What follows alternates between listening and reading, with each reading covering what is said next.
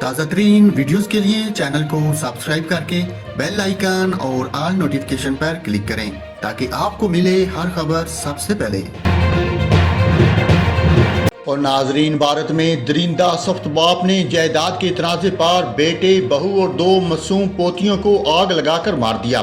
Media reports کے مطابق یہ افسوسناک واقعہ بھارتی ریاست کیرالہ میں پیش آیا، جہاں معمر شخص نے جائیداد کے معاملے پر اپنے بیٹے، بہو اور پوتیوں کو جلا کر موت کے گھاٹ اتار دیا۔ پولیس کا کہنا ہے کہ اتفاق باپ نے پہلے گھر کو باہر سے تالا لگایا اور پھر مکان کے اندر پٹرول پھینک کر آگ لگائی۔ پولیس نے کارروائی کرتے ہوئے ملزم کو گرفتار کر لیا۔ تفتیش کے دوران ملزم نے اعتراف جرم بھی کر لیا۔